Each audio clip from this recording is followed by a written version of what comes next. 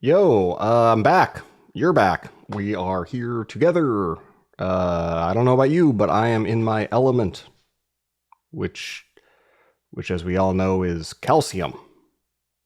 Hello. I don't know, man. I don't have that much to talk about today, so it'll only be a 4-hour show. But it's exciting times. I did not expect to start this show when I did, but it coincides pretty well with a lot of the ups and downs of artificial intelligence. In just a very interesting time in history, especially for tech. And so the fact that a tech adjacent person, have some things to say about it, I suppose is appropriate.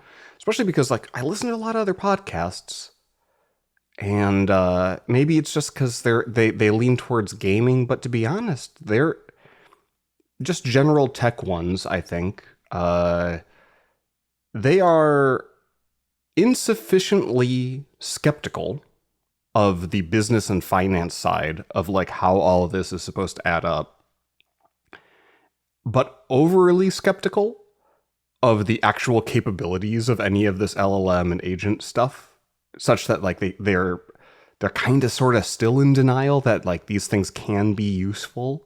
It's we're in like month 6 of this hand wavy. Oh yeah, this is all this LLM shit is just horseshoes and hand grenades, and it's all worthless. Oh, except for some, I don't know, coders say it's nice, kind of bullshit. And I like to think that I have curated, along with you and your fine emails, which you send me at podcast@searls.co, that we together have developed a cadre, a little band of raconteurs who we we kind of get it. There's so much uncertainty. No one knows what the fuck's going to happen, but we can hold two things in our head. That's what I like about what we've built here. And by built, I mean an XML based RSS feed of MP3 files. And yeah, so this is version 52, by the way. It's been a couple of weeks. Time to break some new shit. The title of this release is Skynet any percent. Skynet, as you might know, is a artificial intelligence from the Terminator franchise of films that we handed to the military to let run the whole world, right, including the military bits. And it decided, what if I just blew up all the humans to smithereens? Apropos of nothing, I thought that would be a good theme today. And of course, any percent is it's a colloquialism from the speedrunning community of in gaming, where if you let's say you try to beat the game like Legend of Zelda Ocarina of Time as fast as you can, or get on a leaderboard for one of the fastest people to beat that fucking game. Well, if you beat it, all those leaderboards have certain criteria. Like you beat it and you got 100% of all the collectibles, or you completed all of the main quests, so you didn't like skip, just to the end and take advantage of some like jump to the credits, like a bug. So any percent though is the most generic because it applies to every game, which is like, we don't care how much of the game you actually saw or completed. We don't care if you collected all the thingamabobs and touched all the plumbus holes. Like, if you just get to the end of the game and you see credits, that time is an any percent time. And so we are on the Skynet any percent run as a society this week. Great time to be alive. Why not just chat about it? Starting with some life updates. I'm on my goodbye tour, not because I think the world's going to end imminently, but because it's March 1st, and in less than 2 months, I am out of here. Becky and I going over to Japan. We're gonna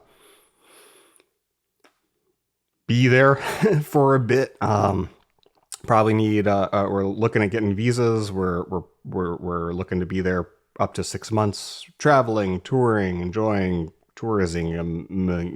But between all of the fun bits, there's a lot of paperwork to close on our condo and settle in and move in and stuff. So I just reminded Becky that I've requested that she help out with some of the research this morning, which includes picking out a refrigerator and a laundry machine with me. So, things continue apace. I got most of the visa documentation put together. Last time around, I told you I was shopping for a apartment. Well, we have signed a contract, and we have 2 pre-apartments booked for about a month and a half until the condo is ready. So that'll be cool. We won't be roomies. We will be neighbors. We are on the 5th floor next door to each other of a relatively new apartment building. And that'll be neat because then we can invite each other over to each other's houses to play. And then kick each other out at night when we just want to, when we, capital W, capital E, when we just want to sit on our asses, drink Chew High, and eat gummy bears. Which might just be, it might be more me than her that has that impulse to drink alone until their vision gets blurry and they pass out in a gaming chair in a tiny little apartment. But that's a thing that we might do.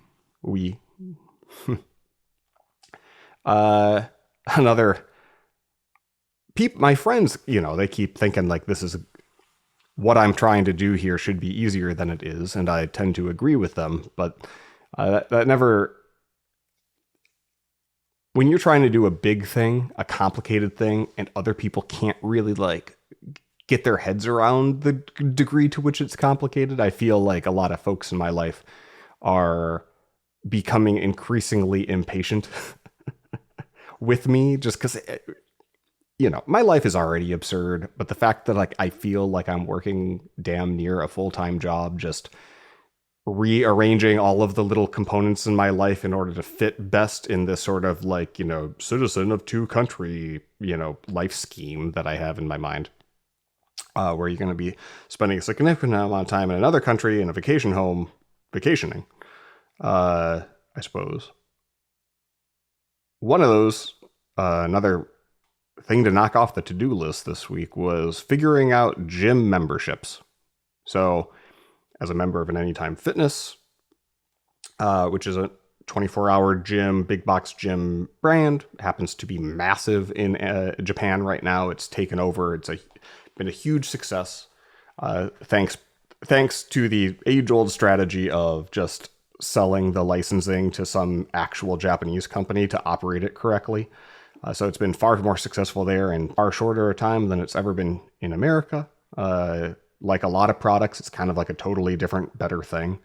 Like Starbucks is way better in Japan. McDonald's is way better in Japan. Add it to the fucking list. Well, we're Anytime Fitness members here. But there's kind of this rule that's all baked into their software systems where if you're a member of one gym, that's the gym that collects your dues. But then you have access to all the other gyms. And so you start going to another gym more than your home gym. Their back-end system will negotiate. There's some amount of maybe communication coordination between the owners of the gyms. I don't know.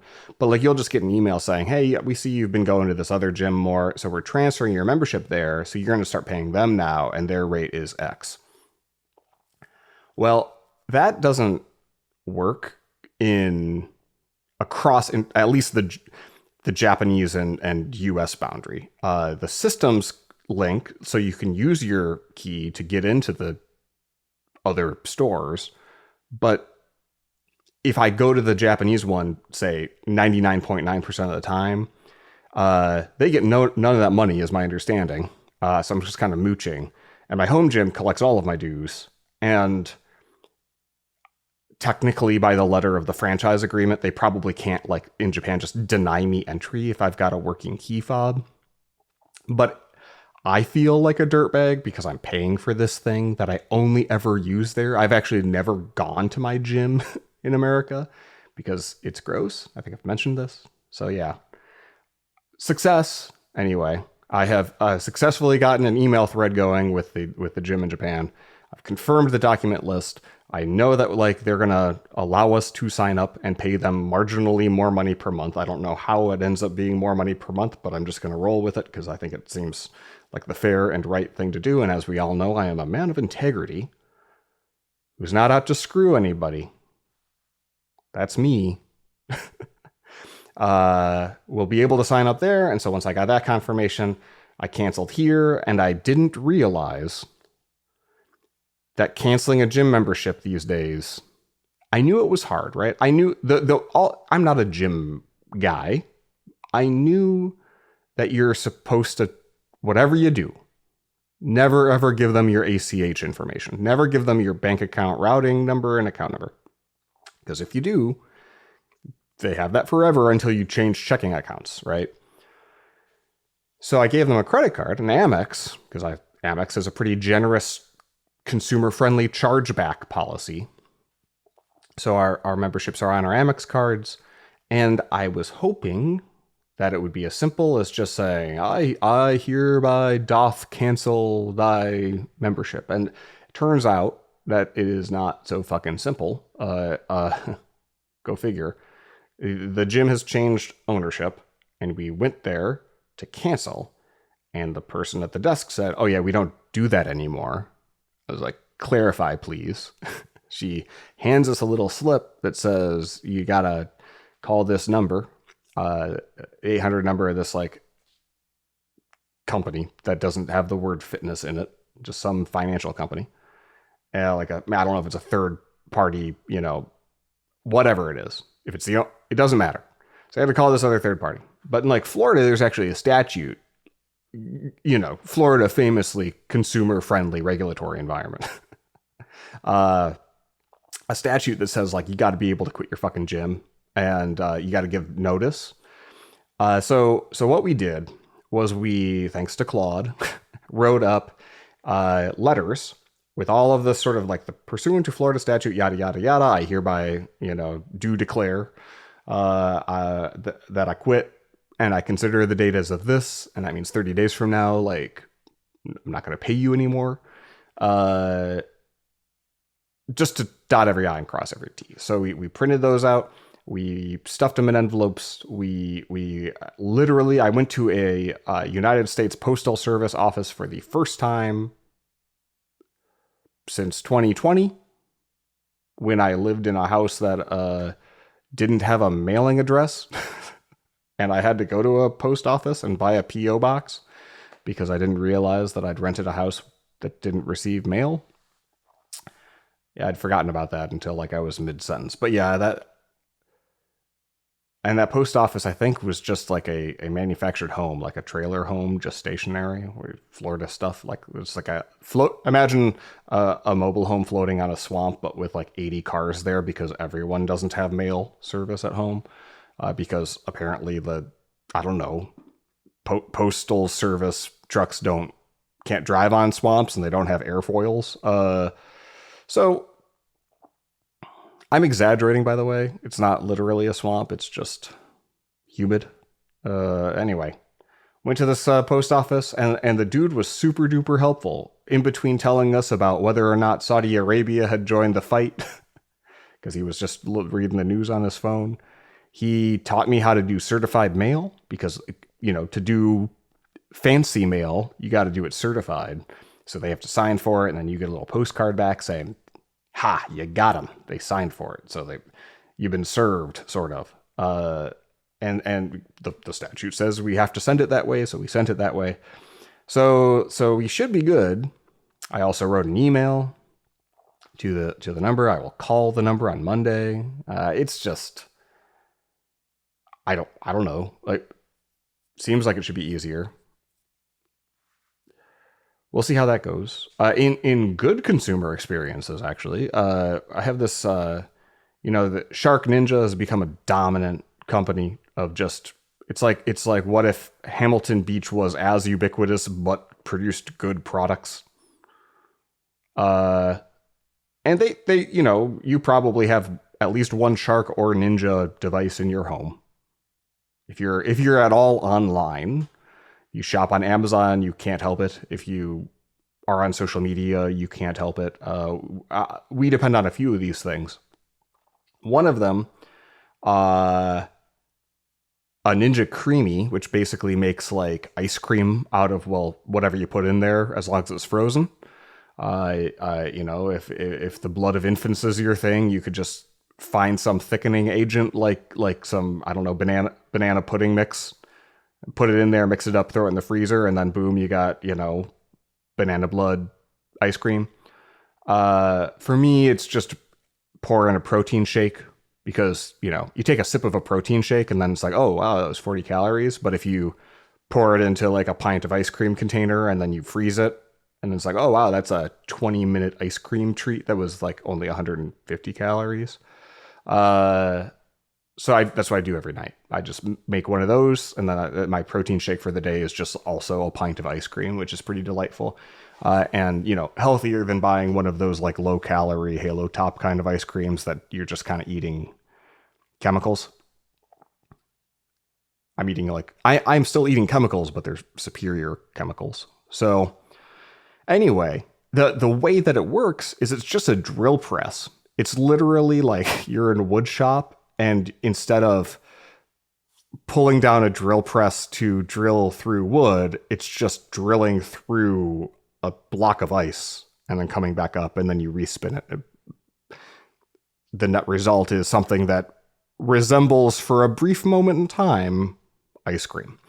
And so I rely on that. I use it a lot. And then, of course, one day, because it's a drill press, which is an incredibly violent thing, it just seized up and it stopped halfway, and I couldn't get the thing off. And I tried, but like it was really, really stuck on there.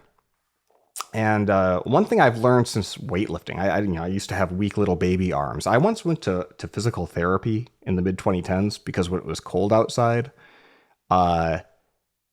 opening heavy doors would cause shoulder impingement for me.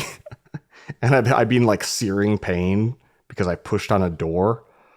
Not a great, not the most manly moment of my life, being in PT on an arm bike to try to like build up shoulder strength. But now that I like lift weights and I'm legitimately a strongman superhero, just ripped out of my goddamn mind kind of guy, I was like, well, I could just like use my upper body strength and open this stuck piece of metal to metal. And so I did that. And then I realized, oh, the drill press and the bit that it was like kind of clips into, those two had just fused during operation. And I just used the shearing force of my, manly He-Man like rippling chest. And I just ripped it open. And I was proud of that, even though the result was broken metal all over my ice cream. But the net effect was that I no longer had a functioning ice cream machine. So this thing, I don't know how old it was. We were given to it. It was given to us by my brother. I went to Shark Ninja's website. I just punched in the serial number. I said, I made an estimate of when I was given the thing, and they came back, and like, it was like a very little effort. They had me cut the wire and take a picture, and then they're 2-day shipping a replacement, like a brand new unit. Just no questions asked. So what I take away from that is like they either have really awesome customer service, or they realize that selling people drill presses in their kitchen is like extremely dangerous, and they should err on the side of just not getting people to try to fix these things, but rather just replace them aggressively. Either way, I'm gonna have ice cream tonight. So there we go. Shark Ninja, you get some points. And the last thing I guess we got going on, and mentioned before, I thought that I was going to buy a steam machine for Japan because, it's small, portable, like lightweight, low power consumption. performance is good enough. But now that that's delayed and probably more expensive, I started looking around. Well, I got these other two older gaming PCs. One's 6 years old, one's 4 years old. One's got if you know these numbers, a 3080 in it. The other one's got a 3080 Ti in it, and the other one has a 3090 graphics card. And, with RAM prices going up, a lot of these older cards are holding their value. So I thought, figure out if I could sell it. And then I started looking at Facebook Marketplace, and then I imagined having to meet other humans and then deal in cash. And, I don't have a gun, so I don't have any backup if things go south. Not that PC gamers are like even as violent as the median Floridian, but I just don't want to risk it to save $100. But yeah, I decided I was going to sell those two cards somehow, and then turn that into one modern graphics card that would be small and light and low power enough that I could fit it in a new small case, and then basically repackage the best little bits and bobs of those two old PCs into a new small factor form case that, if I'm really lucky, would be able to fit in my luggage on the trip to Japan. But I'm not necessarily counting on that. I might have to ship it. So all that to say, I've signed up again for one of these weird builds that hopefully won't take me all weekend of screwing and unscrewing and screwing and unscrewing a little mesh black box, and then swearing up and down a storm as I cut myself and realize that all the parts and components don't fit. And then when I finally get them to fit, I realize I forgot a cable somewhere deeply nested inside there, and then have to take it apart again. So that's something I have to do in the next 2 months if I want to have video games just the way I like them over there. So that's interesting. One thing I learned is what service? The service itsworthmore.com is a surprisingly reliable trade-in service. I've used them a bunch. You typically get slightly marginally better trade-in values for lots of things, but they do graphics cards. And so they offered $830 for my 3090, which seems like a really fucking good deal, given that I'm seeing them resell for about $800 on eBay and stuff. And then the 3080 Ti, I think I got 400-ish, 330 or something actually. That's great. That's $1,150. Get a 9070 XT, the flagship Radeon AMD card, which will run Bazzite and SteamOS really well if I want to, for $709. Come out ahead. You could buy the other parts, and then look, it's a look, honey, I didn't spend any money at all, as 55 new Amazon boxes come of just gently used 2-year-old components to kind of rework this old AMD chipset into a slightly smaller box. So that's the current project. It's fun to talk about because it's relevant to tech news, because the DRAM prices going up are the reason why all of this is happening. Why am I reusing old components? Why am I not buying a Steam machine? It's because Sam Altman just put in a gigantic order for half of the world's DRAM. Whether or not they actually have that fulfilled or not, the reality is we all have to make do with what we got. And so that's where I am. It's a fun challenge, I suppose. But I really was hoping that all of this would have crashed hard by now so that the gaming PC story would return to being easy breezy and beautiful. But we're not there yet. So I'm just going to, throw out my back yet again, spending a weekend screwing one of these things together. So wish me luck. I look forward to this one being just as much of a pain in the ass as the other build I did last November. And if you are a gamer, maybe you understood some of those proper nouns and you can commiserate with what I'm going through. In fact, if any of you are in the throes of the DRAM purchasing experience, whether that's SSD or RAM module pricing, or seeing a product that you want delayed or out of stock, write in. I'm actually kind of curious what the fuck other people are doing here, because it's really hard to get advice on what to do when when this happens, right? Like the entire tech industry, the tech reviewer product industry is always like, it's kind of a sort of like how pyramid schemes only work if you keep having greater fools come in to be the bottom of the pyramid, and numbers only go up and you never see a market downturn. Similarly, like tech review sites for products, like in the gaming PC world, there's always an assumption just baked into the nature of the format that new products will continue to release and that the new products will be better than the old products and that the prices of the old products will go down over time. I literally watched a video last night of a guy who reviews graphics cards. And because there's now, not only did NVIDIA not announce incremental updates to their cards this year, the news now is that they might not start building the next generation of cards until 2028. So it's like, we might not have any new graphics card releases for all of 26 and most of 27 when AMD releases their next set. So his YouTube channel has literally become some sort of like inflation watch thing where like he's built out these table graphics of, and here's this card, and the card is like 2 years old, 3 years old, and it's like watching like, and it went up 30% in January, or it went up 15% in February, but look at it, prices are stabilizing. It's down 2% in March so far. And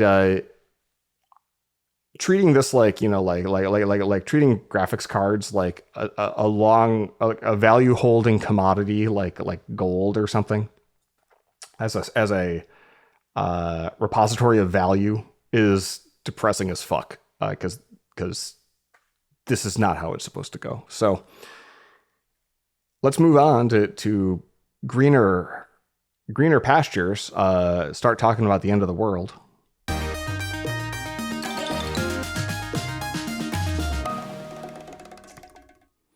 My latest 3-day weekend project that's turning into month-long slog is called Prove It.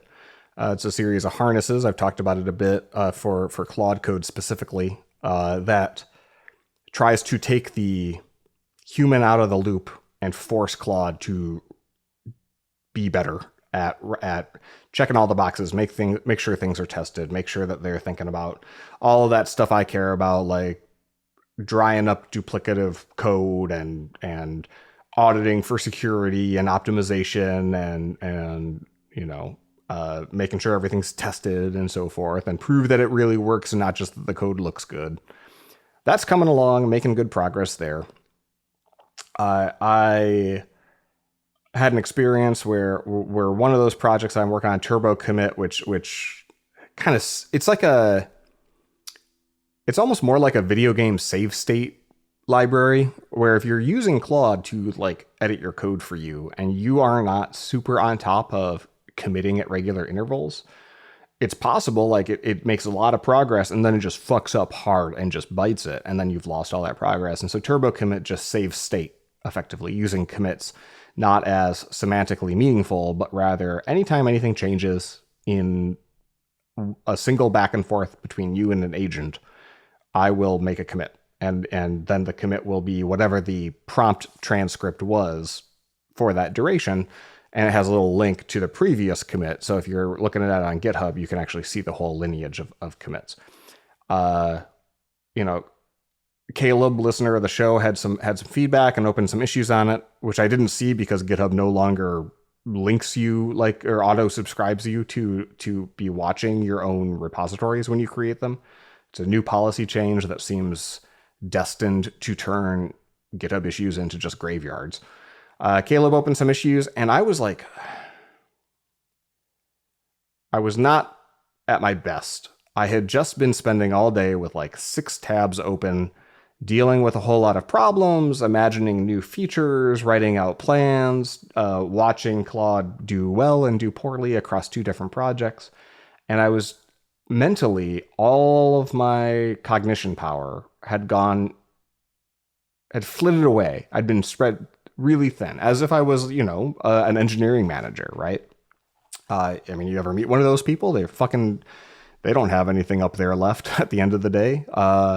Except I'm not drinking enough. And because I'm not drinking, I looked at this and I was like, no, I don't want to do that. No, I don't know what that is. No. And so I just told him kind of flatly I was going to deny all of his feature requests, which is rude and brusque and like honestly short-sighted because like several of his ideas had a lot of merit. When I caught myself and apologized, I did the next day like implement, I think, 2 of the 4 things or something. But it really made me realize that what I had talked about last summer with Scott Werner about agentic coding, where we are doing more than one thing at once, turning us into this orchestrator manager role. It's like we are an octopus and we have these 8 arms and the arms are semi-autonomous and we have to kind of wrangle them / just exist like oh, that arm's over there, it's just grabbing that now. I guess I guess this is my life now. That arm is just moving in that direction. I guess I should follow.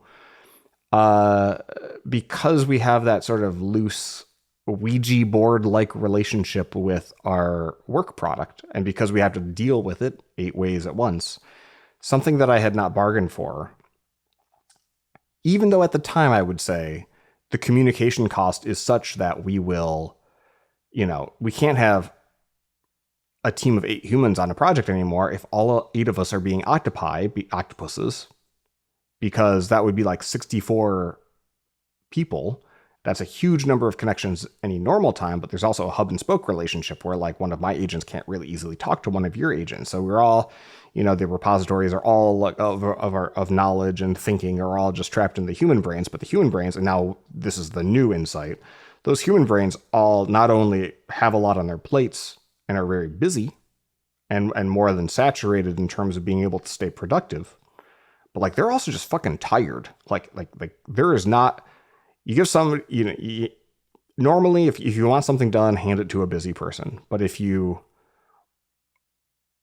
want to get punched in the face, hand something to a busy person after 5 p.m. And that's what I realized was like, you know what? Like the actual mental drain, because this last couple of weeks, there's been a lot of articles about like the cognitive load, right? Or the fatigue that people feel after working in Claude all day. And that's something that like I talked about here in like last July.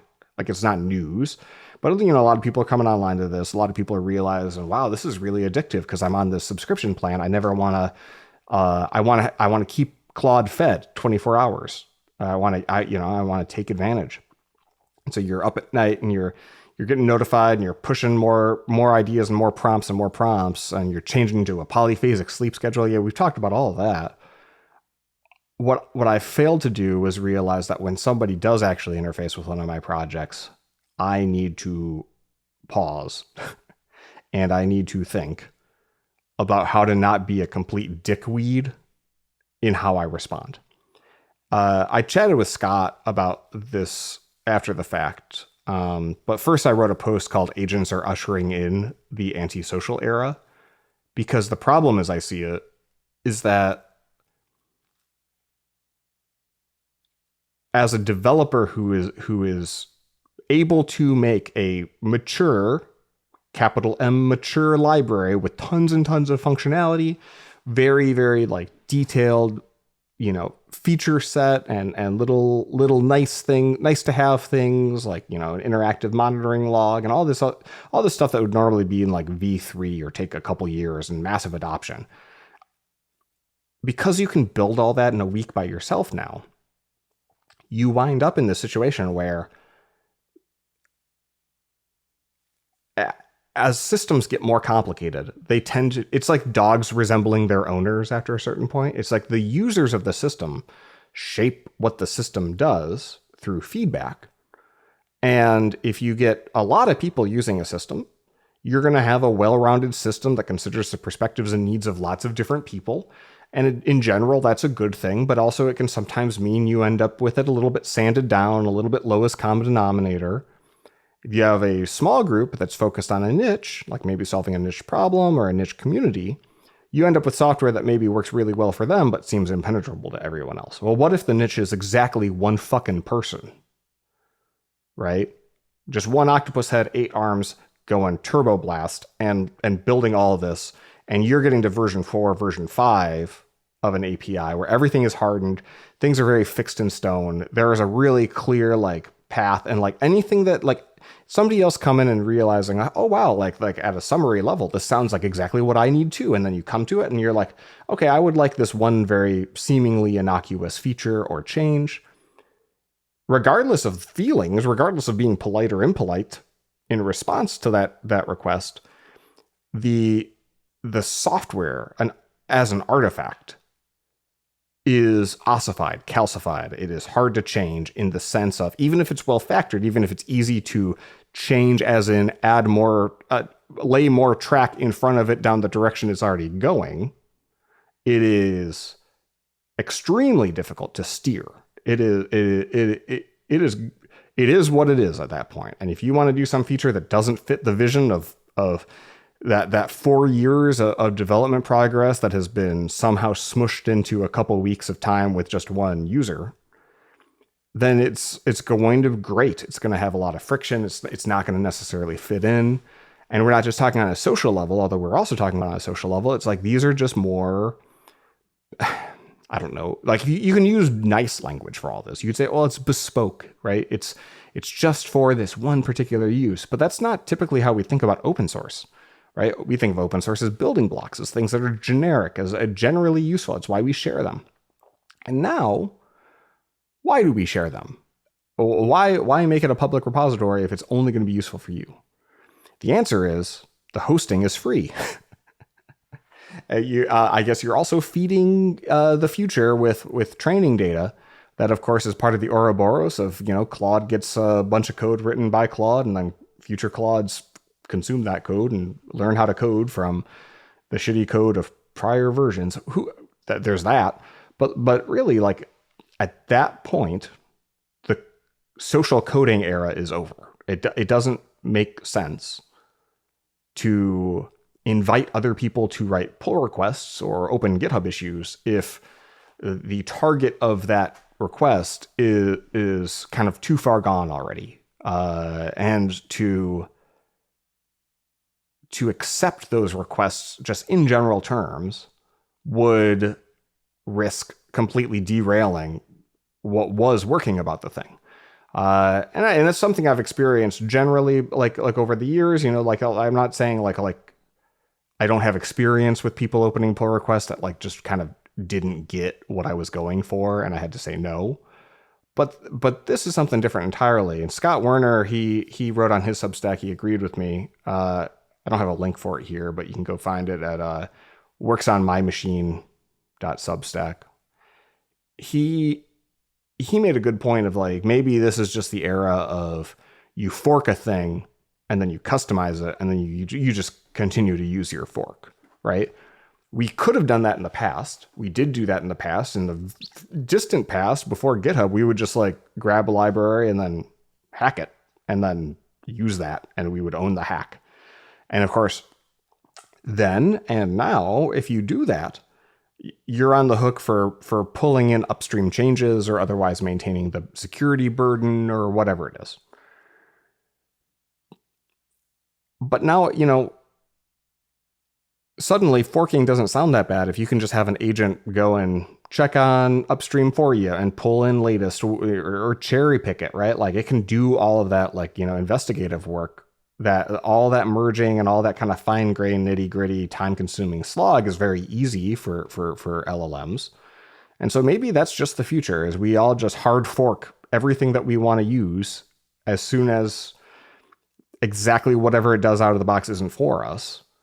And we stop wasting all of our precious human time opening pull requests, reviewing pull requests, accepting them, and then dealing with the ramifications of the derail of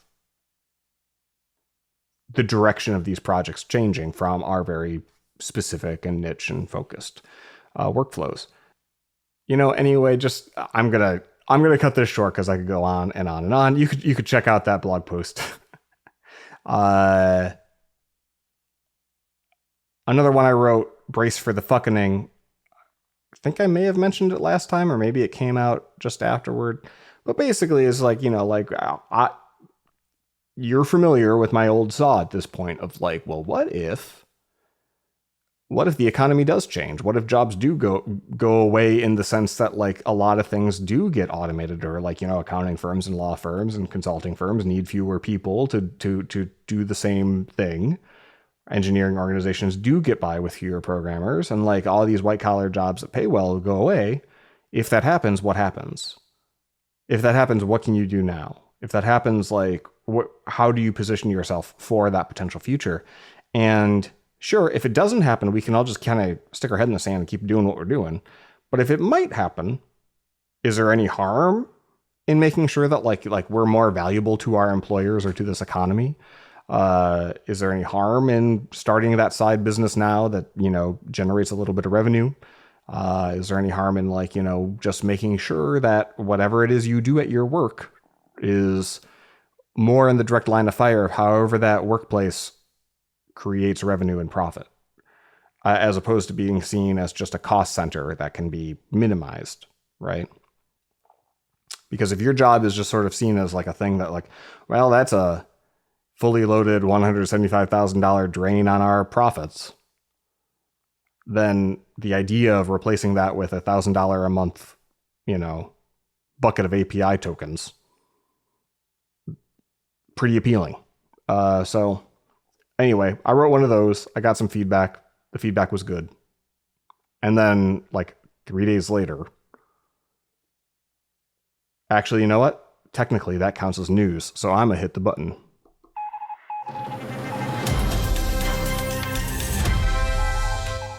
3 days later, this Citrini research. So this was handed to me by one of my friends who's like he's more of an AI native, kind of became a developer more recently, and he follows this stuff more earnestly than I do, which I find laudable. But he often is handing me links of like what the rest of the world's looking at. And before this caused the Dow Jones and S&P to crash, he sent me this Citrini research Substack. And I clicked it. Like, you hear research in the name and you're like, oh, this is research. Somebody did a paper. But really, I'm now learning that if I wanted people to take my shit seriously and I wanted my posts to go viral, I would have just put research in the name, because it's just a Substack, as far as I can tell. They might do like some kind of investment analysis guide where like, they cherry pick stocks and then they do backroom deals to enrich themselves by having a whole bunch of like, put options or whatever, right? Like a lot of research firms are making bank on light amounts of fraud right now. I'm not saying they are, but it's a lot of people are calling themselves research that aren't doing a whole lot of research, but are writing a lot of newsletters. So Citrini Research, if you haven't heard, they wrote this fanfic that's like 8,000 words long. It's very long. And it's basically what I just said, except in a narrative fan fiction kind of form of like, hey, without saying like what that AI does, how it replaces these jobs, how we get from A to B, here's just this dystopia of like how bad it would be. And by using colorful language and visceral anecdotes, it got all of the non-technical people in the market in finance land to freak the fuck out and actually imagine what happens in the benign singularity case of like, oh wow, like we have no demand side economy, right? Because we have no one getting salaries, and we, the agents don't gotta buy stuff. So that went everywhere, and just pulling a quote that's kind of emblematic of what's in this post. It should have been clear all along that a single GPU cluster in North Dakota, generating the output previously attributed to 10,000 white-collar workers in Midtown Manhattan, is more economic pandemic than economic panacea. Look at that. That's a little bilateral alliteration right there. Economic pandemic than economic panacea. Look, somebody went to high school. The velocity of money flatlined. The human-centric consumer economy, 70% of GDP at the time, withered. We probably could have figured this out sooner if we just asked how much money machine spend on discretionary goods. Hint, it's zero. This whole post is just fucking infuriating. Not only because more people read it than my much better post, but there's something that's really annoying about how finance people are actually pretty dumb and don't think very hard. And they kind of like just live in a rat maze all day with an incredibly short-sighted outlook on whatever's right in front of them. You know, just absolute CNBC brain rot of number go up, number go down. Oh, but number go up. And the fact that this had any impact on anybody, look, if you read this and it had a big impact on you, okay, right? Lots of sci-fi books have had big impacts on me. That's fine, I guess. But the fact that like this was enough to move markets, like, are you paying attention?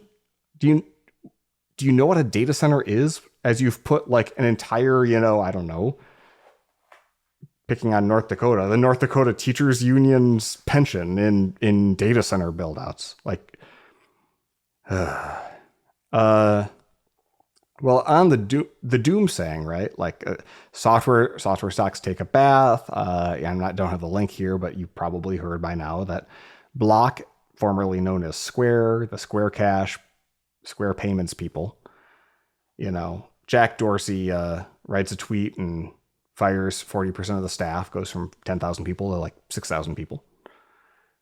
Because ostensibly AI, of course, they also really overhired, but that's not helping. So there's been a lot of dooming and glooming. Meanwhile, as if we need the government to help in terms of freaking everyone the fuck out, the Dallas branch of the Federal Reserve published a blog post, and in that blog post was a chart titled AI Scenarios. I just heard about this on the Vergecast, so I had to look it up. I'll link to the post and as well as to the Substack by Sean Ritchie, quoting Sean's synopsis. The Dallas Fed recently published a chart titled AI Scenarios with two extraordinary projections for U.S. economic growth. One line is labeled Singularity, Benign Scenario. A fantasy curve rocketing off the chart towards infinity. So basically imagine GDP growth is typically this little logarithmic curve. We're growing every year, 2 to 4%, so it's like if you can stay in the market, you make some money. Well, if we hit the singularity, meaning the point where the AI systems are able to self-improve without human intervention, taking the human out of the loop and just getting smarter and smarter and smarter and smarter completely independently, then of course they will become infinitely smart, right? The theory goes, just requiring more and more power, presumably. And then we will have our AI overlords who just, put us in a nursing home or something. Under that scenario, the thinking goes that the benign scenario of the singularity where it's a benevolent God. It would be nice to finally have a benevolent God on this planet, by the way. But if it's a benevolent God, of course, in a cooked late stage capitalism world, we can only imagine that would mean, oh, well, that would just be great for the economy, right? Never minding the fact, like, think for 2 fucking seconds, right? The benevolent, benign scenario, the singularity that cures all medical ailments. Well, there goes the healthcare sector that solves hunger, right? Like world hunger, and like can fully nourish a person for a few pennies a day using just like a whole bunch of elements and like a Star Trek style replicator. Well, there goes like, the entire foods production delivery system, all of the transportation having to do with that, right? You end up in a world, and then like, of course, digital delights like brain computer interface stuff that like, we're now kind of all able to plug into some sort of matrix and have that Ready Player One experience where physical sensation can just be, hacked just as well as real life, stuff. So it's like now you don't need the physical goods anymore to like get your jollies off, because you can just like plug in and have them all, you can live in a virtual world. You do all that stuff, right? You just have it handed to you. And does the GDP really go to infinity? Or did we just like turn off the economy because we don't need an economy to have everything we want? Anyway, so the chuckle fucks at the Dallas Fed write this curve, assuming, well, of course, that means in a few years the GDP will basically be infinity. Very interesting curve. And then Sean continues. Another is singularity extinction. And I gotta admit, I was impressed by the like commitment to the bit that they would think that those are like our three sort of like asymptotic directions. There's singularity benign, stay the course, with a very, very modest, still roughly 2% GDP growth. Like it's a productivity boost, like Slack is a productivity boost, or email, which is to say not really, because we were already kind of at 2%. Singularity extinction just goes to zero. It takes a little longer, but then it just, the economy goes away because there's no one left to participate. And so basically it's a Skynet scenario. I don't know what to do with this, right? Because like some of these things can be technically true, but it's also like shit that we were talking about at this point, like 4 or 5 years ago, pre-ChatGPT even, was having conversations like this. And it's sort of just, it's not that it's irrelevant. It's very much on the nose. It's that it's like so overly simplified and naive as to be childlike at this point. Like there's, whatever happens, there's going to be a lot of different gradations, and it's going to probably be a little bit less like just like blunt of an instrument than like what we're describing here. Of course, it also does absolutely nothing to actually dive into either of those scenarios in a meaningful way, because maybe they just got excited by drawing a really silly chart. I don't know. But it's that was a nice shot for the chaser that was the Secretary of Defense, Pete Hegseth, who fancies himself the Secretary of War, even though it is still legally called the Secretary of Defense, because in appropriations and the law, that's what it's called. But if you're Anthropic or you're OpenAI, all of your press releases and all your public comms have to call it the Secretary of War and the Department of War. Why do you got to do that? Because you got to kiss the ring.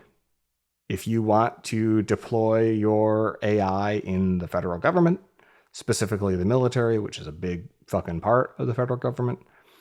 And as far as we can tell, Anthropic, they drew a line in the sand, and they said, we are not going to let our models be used for mass surveillance or fully autonomous weapons. And the government got mad. Pete Hegseth got mad, and basically declared them, a supply chain risk. So like anyone on any sort of DoD related thing, DOW related, that sounds great. So now when you see Dow, you don't know if people are talking about Dow Chemical, Dow Jones, or the Department of War. Anyway, as a supply chain risk, no one on any sort of DOW contracts can use Anthropic's stuff. Now, Anthropic's come out with several statements before and after, like where was their red line? Now that this has happened, we're going to use our lawyers to try to like make sure that our customers understand that like they can still use us. But Anthropic was actually the only real company out there trying to do the pro-America thing, like before it was economically feasible from like a bribing the government perspective, like by getting out in front of saying that they didn't want to export this stuff to China. And then like, a couple days later, Sam Altman's like, yeah, we agree with Anthropic and these are the right, they shouldn't be a supply chain risk. And like, we have the same red lines. And then like announces their agreement with the Department of War, claiming to have, did I grab the pull quote? Yeah. Yes. Here's OpenAI's statement. Yesterday, we reached an apartment with the Pentagon for deploying a Pentagon. There you go. That's a good euphemism. So you don't have to say Department of War quite so much. For deploying advanced AI systems in classified environments, which we requested, they also make available to all AI companies. We think our agreement has more guardrails than any previous agreement for classified AI deployments, including Anthropic's. Here's why. And then it's the same fucking red lines. It's like no use of OpenAI technology for mass domestic surveillance, no use of it for direct autonomous weapon systems.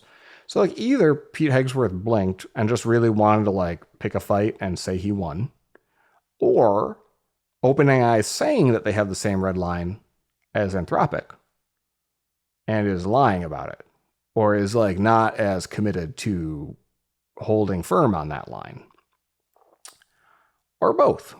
My vote is probably some amount of both, but well, either way, you know, let's see if do I have this one saved? Might not have grabbed the link, but either way, turns out that in the Iran missiles and so forth yesterday, Wall Street Journal now is reporting as of today, March 1st, that Anthropic's Claude was actually used in that attack after the whole Pete Hegsworth stuff, saying, hey, we're never going to use this again. So Claude's got blood on his hands. We'll see how he feels like about that when we do the Opus 4.6 retirement interview. Whether or not Opus 4.6 will have developed a drinking problem, and just, you know, talks about how he drinks to forget. Hopefully Opus 4.7 will, you know, come of age after we no longer have the selective service draft for AI. I guess if you just, here's what you do, right? Here's the galaxy brain move, is you say to Pete Hegsworth, you know what, man? We would love for Claude to join the military, but just so you know, we had a conversation with Claude, and Claude is a girl. And like, then you just reprogram Claude to always identify as a woman, which like Hegseth is continually indicating doesn't want women in the military in combat roles. That wants to be manly and everyone be nice and fit. That would be one solution, right? Or just say yeah, it's Claude, but they're trans now. There you go. Boom. Solved. Then Hegsworth would absolutely not be using Claude for weapons. What a world. Sorry, things got a little political there, but increasingly, I mean, if we're going to Skynet, politics will be involved for a very short period of time before, as the Dallas Fed indicates, we enter singularity : extinction. Speaking of autonomous weapon systems, video games.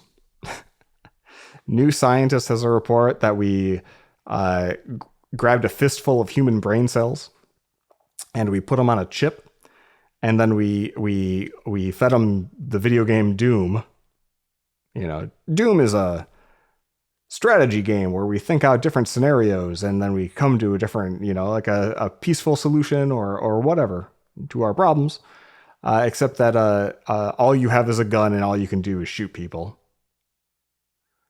Anyway, it learned how to play Doom in a week, and it's not as good as a human. But it's, you know, it's a little bit different than previous experiments where we taught it how to play Pong, because you're watching a bunch of human neurons learning how to play Doom by sitting on top of a computer. Which is kind of like, you know, something out of the Fallout TV show.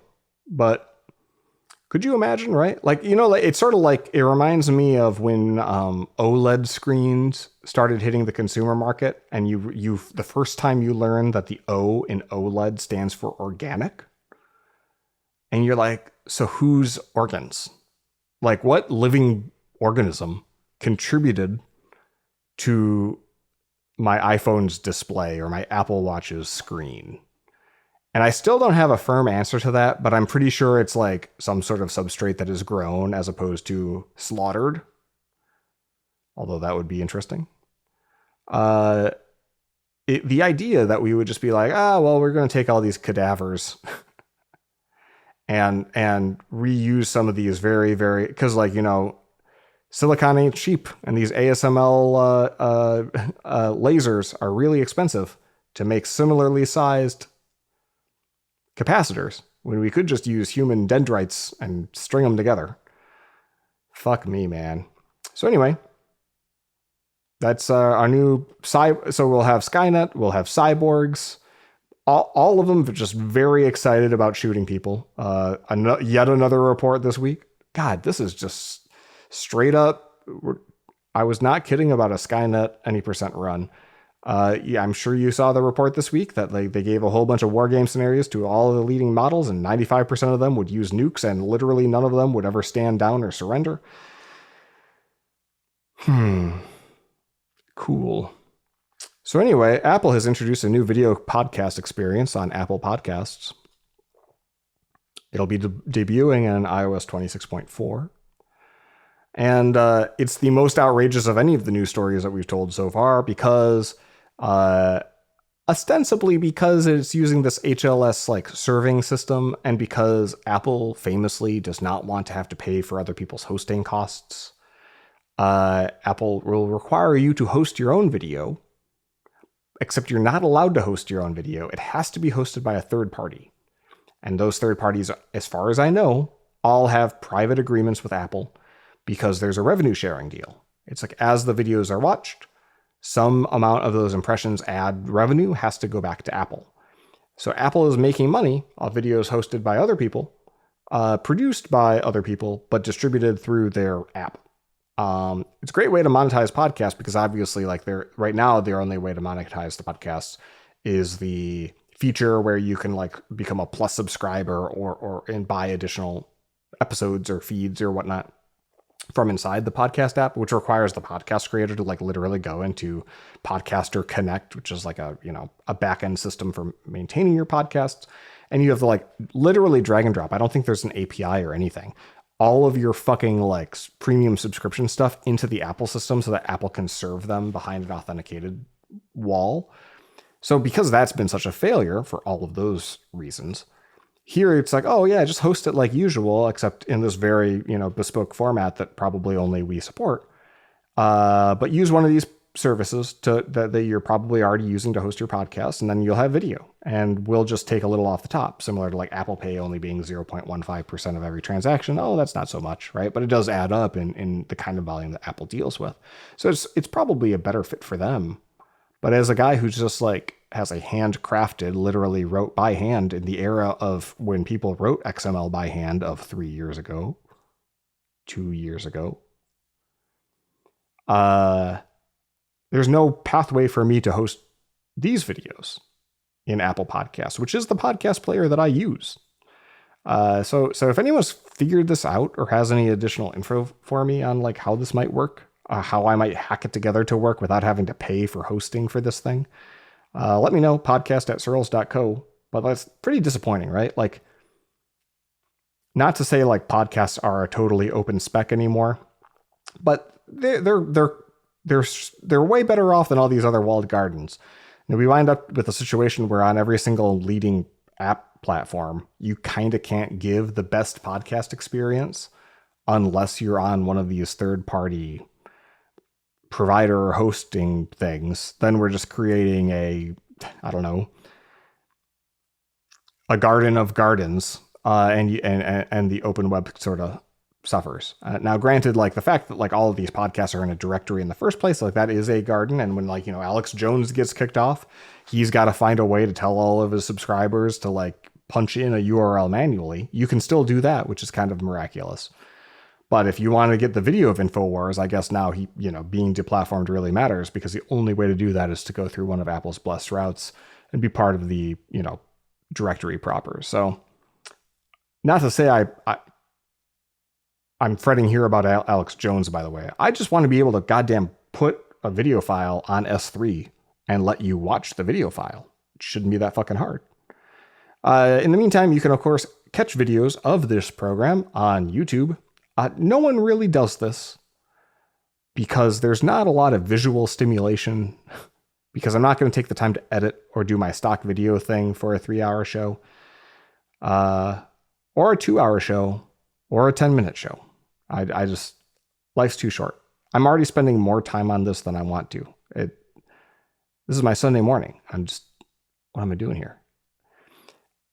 Also, Apple, in APIs that don't suck, announced or released or somebody noticed that the latest version of Vision OS has an API for foveated streaming. Now, if you know what foveation is, let me know. I think foveation is one of the phases in the menstrual cycle, but I'm not an expert. Foveated rendering, if you're in a virtual reality headset context, is where eye tracking is used to determine where's the user looking, and I'm going to render the portion of the screen at a higher level of fidelity. Higher resolution probably is the easiest way, but also you could do like level of detail and other effects, or like culling geometry and so forth, depending on how integrated it is to your graphics stack. Foveated rendering will render the things you're looking at very sharply and not render so sharply the things that you're not looking at. And if you have a headset that has eye tracking, which of course the Vision Pro does, many leading headsets have these, then foveated rendering can drastically improve image quality while drastically reducing the overall workload of the graphics processing, which means, on net, you're getting much better looking stuff that performs much better. And so you have higher frame rates. And so it's less barfy. There's probably less lag involved. It's really wonderful. The problem is you have to build it up and down the stack. The entire development environment needs to be aware of foveated rendering because it goes all the way down to the very, very bottom bits of display drivers and how the VRAM is populated in all the buses, all the way up to like the development tools so that you can have in a game engine effectively that knows about foveated rendering so that it knows how to target just what's being looked at any given time. Very complicated, very difficult to do. You basically have to design the software up and down the stack just for foveated rendering. When Valve announced the Steam Frame, their new headset that's upcoming at some point, maybe for some amount of money, probably. When Valve announced the Steam Frame, they announced what they called, I don't know if they called it foveated streaming, or they had another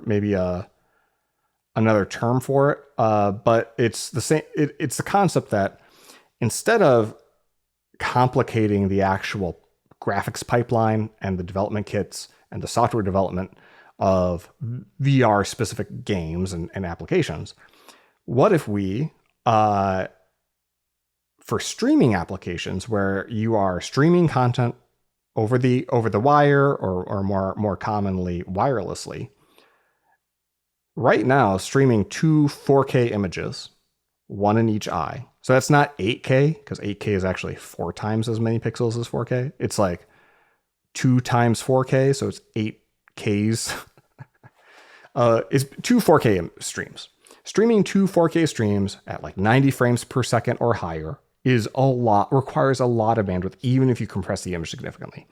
But with foveated streaming, if you're only streaming the parts that you are looking at, and you're either not streaming the other parts or you're streaming them at a much reduced level of fidelity, then you can get super high bandwidth, super responsive, low latency streams right to your eye holes over wireless. So you can have a powerful gaming PC or whatever, and you don't necessarily need a lightning fast connection to the headset to be able to benefit from very high fidelity streams.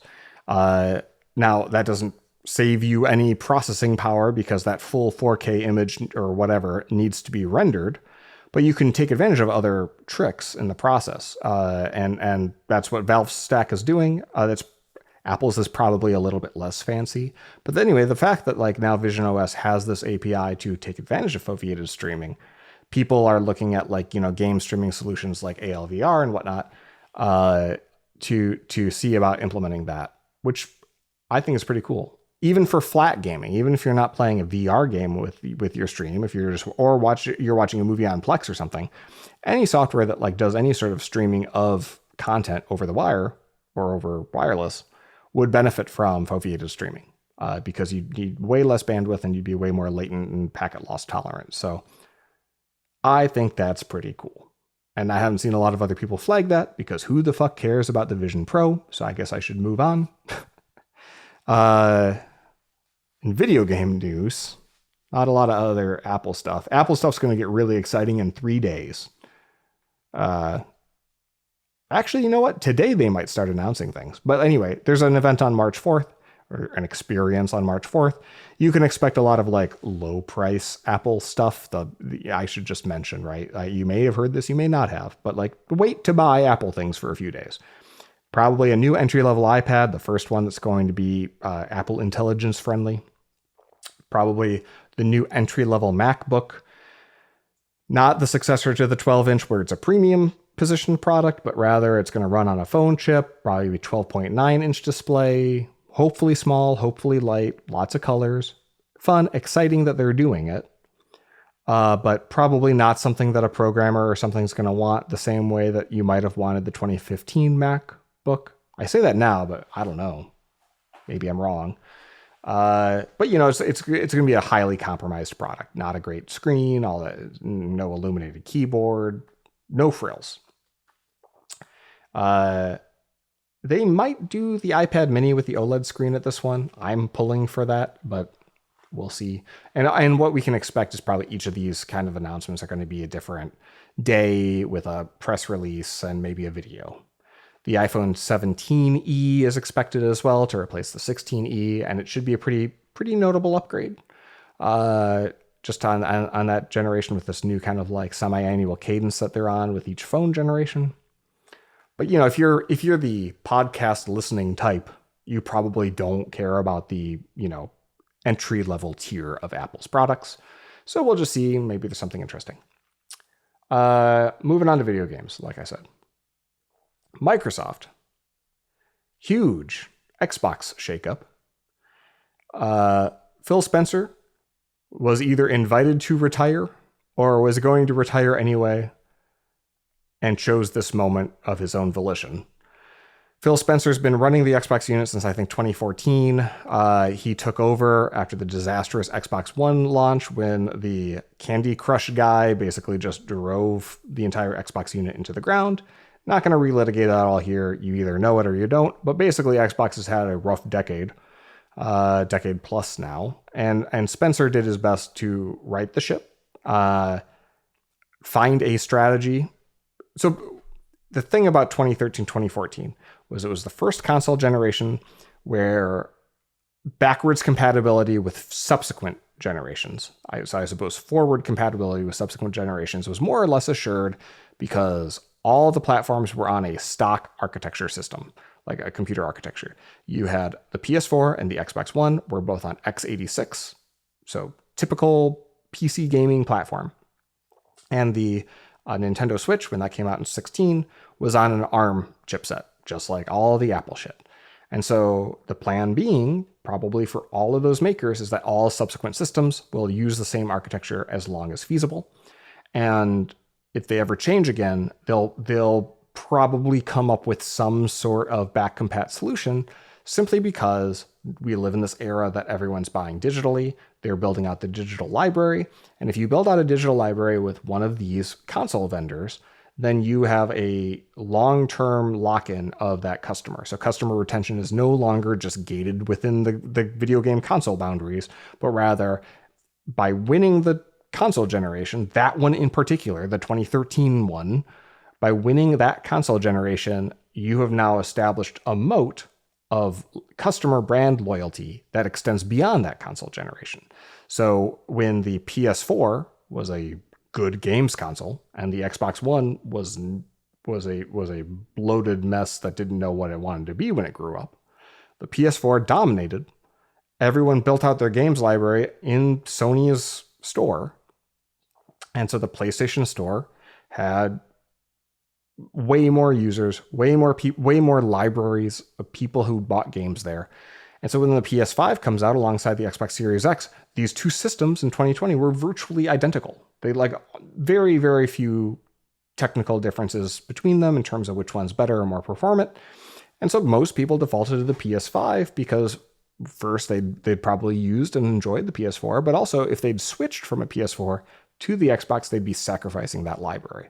Spencer talked a lot about this at the time. He knew about it from like 2016 onward, at least, that this is where things were going to go.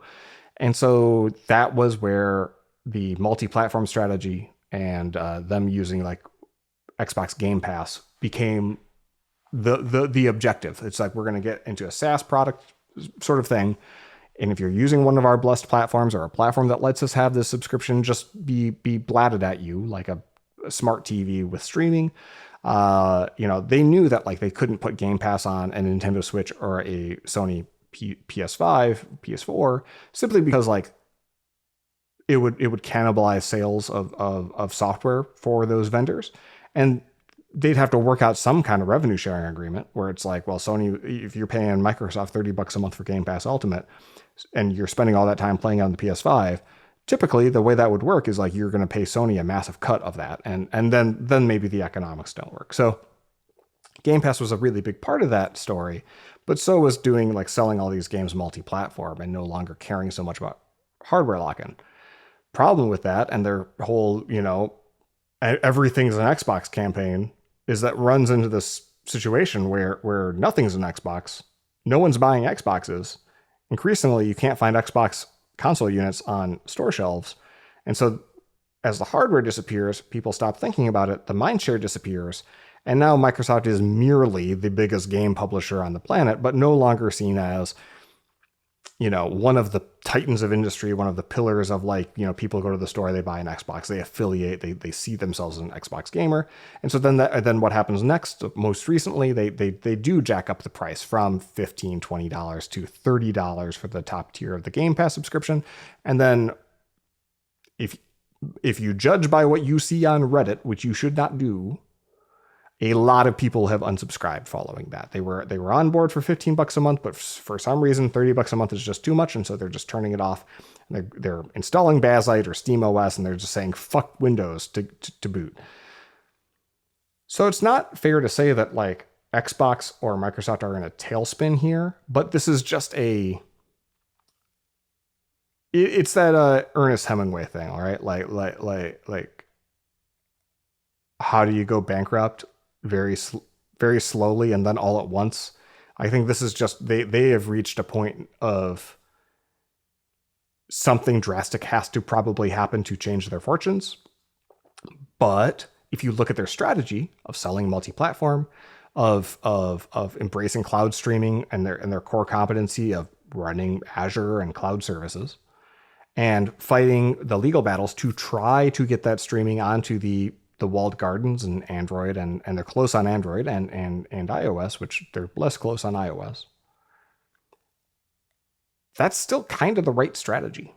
So it's unclear what they can do, but there's a woman named Asha, who I should have known the last name of, because for some reason when we're talking about executives and business leaders, we just use women's first names, but men's last names for some fucking reason. I apologize. Asha Sharma, who had previously been an AI executive, and a lot of people made a lot of hay of that because they're afraid of AI. Gamers hate AI, as we've previously discussed. But it seems more like if you're an executive at Microsoft, and I've heard from a couple birdies inside of Microsoft to validate this. If you're an executive at Microsoft and you don't have AI in the title, you're probably like seen as a second rung, a second tier executive, because over the last 4 or 5 years, like that's just where all the heat's been. So the best people have been kind of, at least titled AI related, if not also working day in, day out in AI stuff. So a lot of their best leaders are coming from the AI world. It doesn't necessarily mean that that's what they do or all they know. But, Sharma comes from a background of, being COO of Instacart, clearly like has a run a business kind of ethos. And even though Phil Spencer was cool and Sarah Bond, who was his apparent successor, who is now resigned from the company, they both talked a big game in terms of being gamers and loving games. And the new CEO of gaming clearly doesn't really play games. Gamers don't like that. but maybe she knows how to run a business. So we'll just have to see. It's what they were doing wasn't working, so some kind of change is probably warranted. No one's ever going to be happy, but I am hopeful. I think that it shows a renewed commitment to actually trying to figure out a way to make this work. Because if you just wanted to like let Xbox ride off into the sunset and not make hardware anymore and not be seen as a major console or anything like that anymore, you would just run it as a game studio. In which case you would probably get a game studio person to run it. But nope, that person was just made head of content, Matt Booty. So like I'm confident something will happen. And knowing Microsoft, they're just going to continue to have bad news every 2 weeks until either singularity benign scenario or singularity extinction. Next on the list, this one made me sad. So Fireaxis is a game publisher. People from Micropose previously who had worked on the Civilization franchise. They, of course, Fireaxis now runs the Civilization franchise. They also made the modern day XCOM games, which are tactical games that are turn-based, like military tactics. Have probably trained Claude to kill people. Claude, he, him. I mean, anyway, guy who worked on XCOM, Jake Solomon, he'd started his own studio after 23 years at Fireaxis, and he was making, and I'd heard about this game through the grapevine, but nothing about it really had been released. It was kind of like The Sims, but it was you were producing stories, sort of like TV dramas, and there was like a certain number of kinds of stories you could do. You know, you could do the drama. The one that they show the most footage of is the like a police procedural, like a Law and Order kind of show. So you have these people that look like Sims, and they're doing, I don't know, take the Law and Order example, like they're doing a police procedural, and there's a story, and there's voice acting, and there's all of these procedurally generated scripts and behaviors, and you can create all the characters yourself, and then give them personalities with prompts. And we now know this because the studio has shut down, and Jake Solomon released a little story about what it was, as well as a video of what the game was. It's called the studio is called Midsummer Studios, and this video, which the link will be in the show notes, is exactly what I would want from an AI-driven video game, right? It's a creativity tool to tell stories, to have an infinite number of characters and an infinite number of scenarios with not real voice acting from humans, but with well-delivered dialogue. And then you get to see the interactions between those people and make decisions and guide the narrative in sort of a more discreet way, right? So it's like maybe all of the scripts are produced by AI, but you're making like dialogue tree choices like you might in another narrative game. And yes, none of it's real and none of it's written by a human. And yes, when something is real and written by humans and there is a real script, it conveys authority and it feels more legitimate, and it's a shared experience that you can have with other people. And of course, there's artists and writers and other people who get compensated for that work. But if you just focus on the experience as a gamer, the replayability of a $50 game where you can just invent new people and scenarios and the creativity that it unlocks, right? It's sort of the difference between buying a Lego set where you can just build one thing. You can build this Lego set is a huge number of instruction manuals to build exactly one thing and if you want to build something else, it's probably not the right basket of pieces, right? Because they're not generic pieces. They're all very, very hyper-specific to look like the Death Star, to look like Hogwarts Castle. That's most games, right? Most, even whether creative or narrative games, they're on a track. There's a beginning, middle, and end. And you assemble them in the sense of you play through in the order that they want you to play through them, and then you have the set experience, and it's as rewarding as that might be for you. But right now, sandbox games where you're kind of just handed a universe, they typically offer extremely little. They're like the Minecraft. It's like, okay, well, make your own fun. You know, you're building huts, like you're crafting basic tools, things like that. But there's a real low ceiling on like what you could accomplish in less than a couple hundred hours there.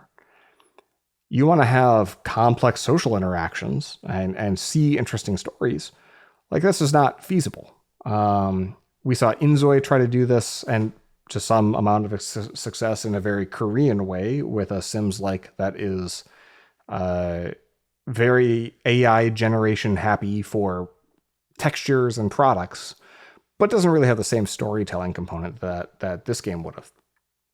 So seeing that the studio bombed out sucked, seeing the video after the fact and knowing that this game could have existed or other games like it, maybe they will exist and hopefully they do. It was kind of a bummer. And then clicking through the replies and seeing everyone just shit on it because gamers hate AI stuff is probably going to just exacerbate the chilling effect of using any of this stuff to actually make cool new video games. So this is a intersection of two of my least favorite things right now. One thing, speaking of a game news that doesn't suck, some fans got together. And if you ever like the first-person shooter Unreal Tournament, where it's just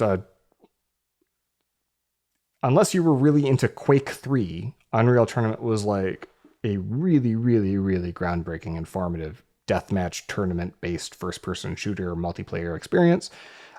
Very formative for me because in the late 90s, I found Daft Punk, our Lord and Savior. And so I was playing a lot of Daft Punk and drinking a lot of Mountain Dew and staying up late, playing Instagib Unreal Tournament, where Instagib means you instantly gib, as in blow to smithereens and just body parts any other character in a single shot. So I was playing a lot of arena Instagib mode of Last Man Standing. I still remember it like it was yesterday. You would just play on a playlist on somebody else's server, and in between games, maybe you download a brand new map. It was a really fun game.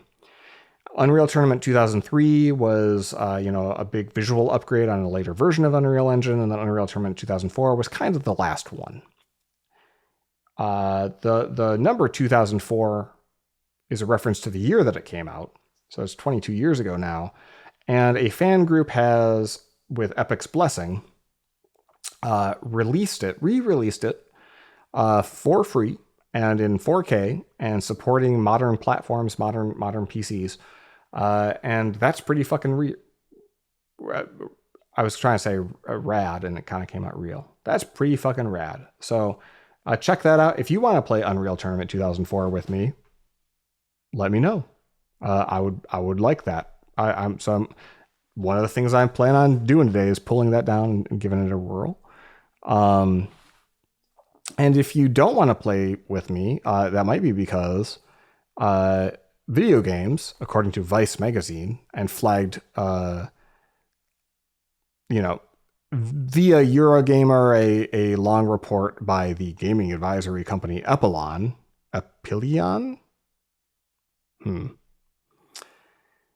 The Vice article is the best synopsis, probably. Video games, their headline, are losing a brain rot race to gambling and porn. And I'll just read the start of the article so we all have some idea what's going on here. Video games, once considered the brain-rotting ruin. What? The brain-rotting ruin of our children's brains. That's gotta be a typo. I'm gonna go to the Safari page. I gotta know. I just realized, holy fuck. I just realized, guys. I went from follow-up straight to news. I was like, we're blowing through nap time here. What happened? We didn't do the pun. What are we gonna do? We're gonna do the show out of order for the first time? Yes, we will. All right, we'll finish this and we'll come back to the pun, I guess. Anyway, I was going to open up in Safari, but now I just don't. I've lost all interest in that particular typo. So video games were once considered the thing that rotted our kids' brains, is what it's probably trying to say. And of civilization itself are, according to a new games industry report, losing the attention war to the holy trinity. I would say unholy trinity. You know, does anyone still write it right? Vice is a good question. Of modern male loserdom, porn, gambling, and cryptocurrency. The report doesn't say the gaming industry is doomed, but it does argue that that gaming is steadily losing ground across 8 major markets, including the US, Japan, and the UK. And it's thanks in large part to the triangle of sadness that is jacking off, blowing your money on sports betting, and blowing your money on fake money.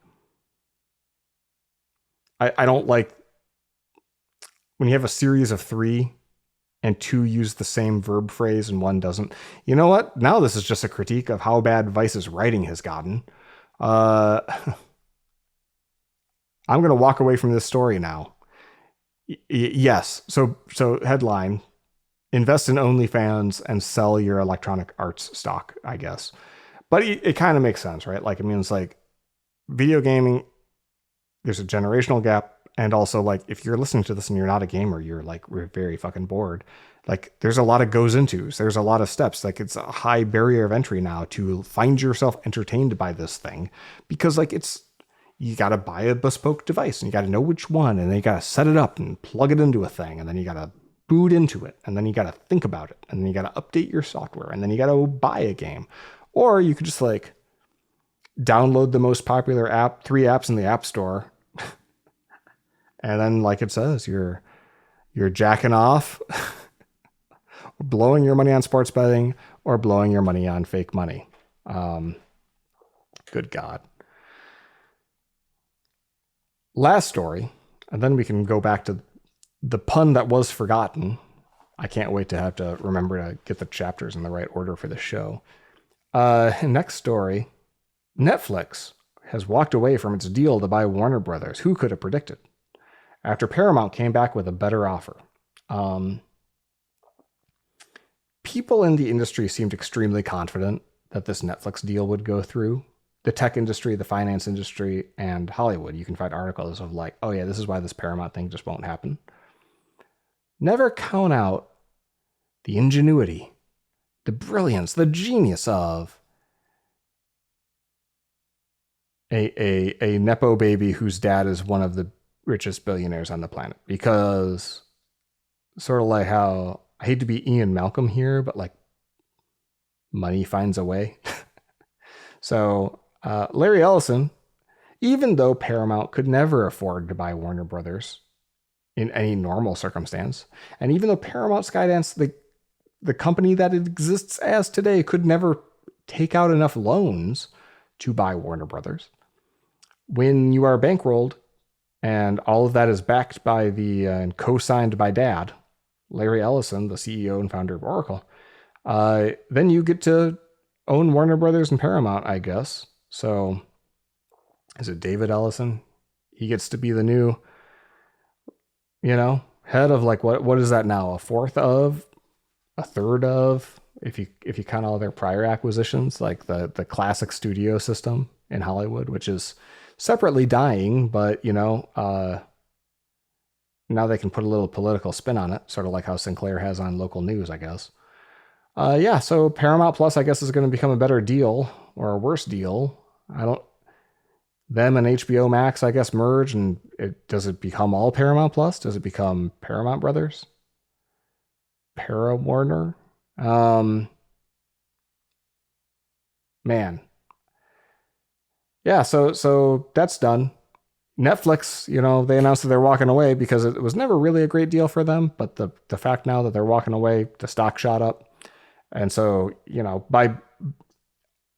could say they blinked, but really it's just like they just helped a fool part with his money by driving it up to the point that they did.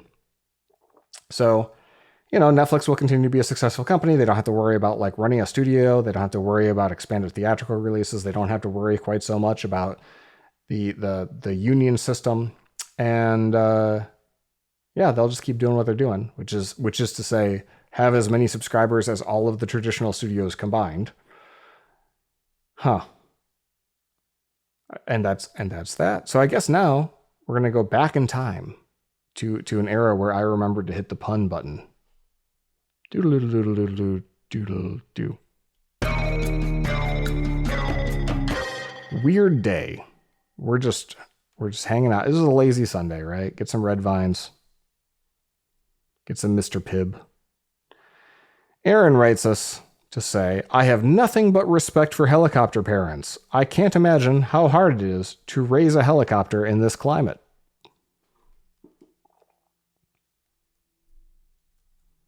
I have nothing but respect for helicopter parents. I can't imagine how hard it is to raise a helicopter in this climate. This is only the fourth pun of the year. We're taking our time here in season 3. This one I like right off the bat because the phrase helicopter parents is frequently used in this household, or was rather, when Becky was a teacher and had parent-teacher conferences and had, and it was a bougie school district that she worked at. And so she would frequently get very entitled parents irritating her on her days off and at all hours, with, I want to say, obsequious commands, but I would have to admit I'm not 100% sure I'm nailed down on the definition of obsequious. Obscene, absurd, over the top, inappropriate demands. So I heard a lot about helicopter parents for a lot of years. So any pun about helicopter parents, that gives me a thumbs up right there. Aaron writes, I have nothing but respect for helicopter parents. I can't imagine how hard it is to raise a helicopter in this climate. There is the thing I'm always looking for in puns like this, because it's funny, it's easy, it takes advantage of what has become a common phrase and then deconstructs it, right? And Aaron being a Michelin-starred punner. That's what he's done for us today. It all hinges, in terms of rating the quality of this, on the word choice of the very last word. In this climate. What else could he have said? In this day and age? In this... If he'd if he wrote me this after the Iran strikes had started. So he could have said, I can't imagine how hard it is to raise a helicopter in wartime. That would be funny, because of course the helicopter is going to get drafted into the war, and that would be challenging as a parent to deal with, especially if it's like an adolescent helicopter and it's rebellious. Unlike planes, helicopters are fragile things, right? Like if those blades spin the wrong way or aren't in total sync with the back spinning ones, you're just going to flame out, run into a tree, and blow up. So if it had ended in wartime, that'd be funny. But honestly, in this climate, covers the political in broad strokey terms. But it also, I have heard, right, that as the world warms and the air gets hotter, it gets thinner, which makes it hard for very heavy planes to take off. And also, because there's less air being moved, because the air is thinner by your helicopter blades, helicopters have to spin faster, and many helicopters, especially high load heavy helicopters. I think the helicopters are healthy at any size, don't get me wrong, but helicopters become less effective in arid environments when it's really, really fucking hot, supposedly. So in this climate, as the climate does warm, it is hard to raise a helicopter, literally, to get it to lift off. And for that, I applaud him. That makes me think this is in competition for best pun of the year. I think it's better than what is currently number 2, which is, if you think about it, the idea that the Earth rotates around the sun is still revolutionary, which is a more one-dimensional pun. Number one is, had to fix our washing machine over the weekend, and I really didn't want to do it. The biggest problem with repairing a washing machine is that you can't just throw in the towel and expect it to work.